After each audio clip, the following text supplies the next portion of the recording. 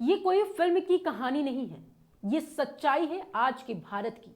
वो भारत जहां एक आम नागरिक अदालत में तारीखों के पीछे सालों तक दौड़ता है, लेकिन एक बलात्कारी बाबा को बार बार छुट्टी मिलती है। हम बात कर रहे हैं डेरा सच्चा सौदा प्रमुख गुरमीत राम रहीम की।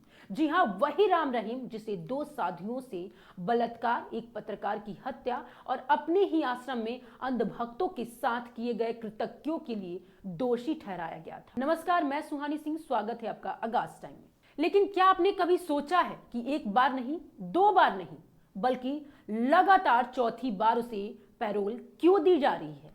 हाल में ही हरियाणा सरकार ने उसे 40 दिन की पैरोल पर फिर से रिहा कर दिया है। अब सवाल यह उठता है कि क्या जेल अब सिर्फ गरीबों और कमजोर लोगों के लिए बनी है?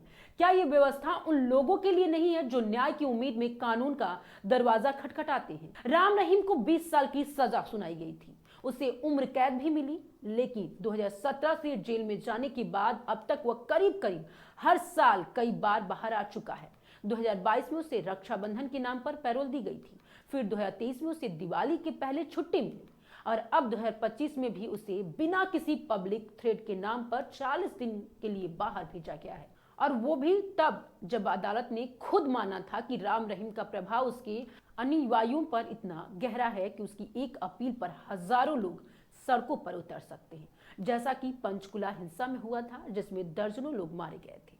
क्या ये वो देश है जहां न्याय सम्मान है? सबसे बड़ा ये सवाल उठता है, क्या किसी रेप के दोषी को इतनी बार पैरोल मिलती है? क्या किसी पत्रकार की कातिल को छूट मिलती है या लाइव प्रवचन करने की छूट मिलती है? राम रहीम जब जेल से बाहर आता है तो सोशल मीडिया पर लाइव सत्संग करता है।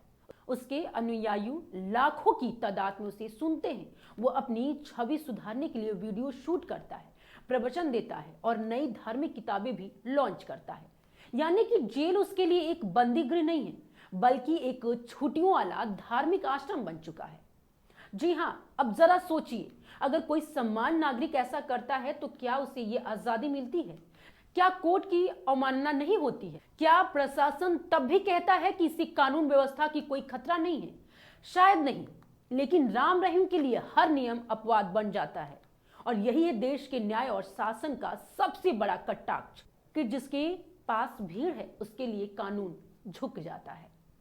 कई महिला अधिकार संगठनों ने सवाल उठाए हैं, ये कैसा विकासशील भारत है जहां पीड़िता की चीखें सिस्टम की दीवारों में गूंजती है, लेकिन दोषी बाबा प्रवचन करता है।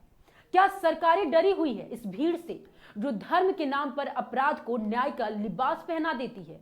क्या ये भय नहीं है कि बाबा के अनुयायी चुनाव में हार जीत तय कर सकते हैं? सवाल ये बड़ा है। हरियाणा सरकार ने यह कहकर खुद को बचाने की कोशिश की है। यह निर्णय कानून के तहत हुआ है, लेकिन सवाल यह है कि जब यही कानून किसी गरीब की जमानत याचिका को सालों लटकाता है, तो क्या वही कानून राम रहीम की वीवीआईपी सुविधा बन जाता है? राम रहीम को मिली 40 दिन की पैरोल न्याय व्यवस्था की शुचिता पर सवाल है। ये उन पीड़ितों की आत्मा को ठेस है जो आज भी इंसाफ की उम्मीद में जिंदा है। ये हमारे लोकतंत्र की नींव पर खड़ा एक ऐसा खतरनाक सवाल है जिसे अब अनदेखा नहीं किया जा सकता है। इस देश में न्याय सिर्फ किताबों में लिखा हुआ शब्द नहीं होना चाहिए, वो जमीन पर दिखना चाहिए। और जब कोई बलात्कारी, हत्यारा और षड्यंत्रकारी खुलेआम मंच पर बैठकर प्रवचन देता हो तो हमें आत्ममंथन करना चाहिए कि क्या वाकई हमारा सिस्टम निष्पक्ष है।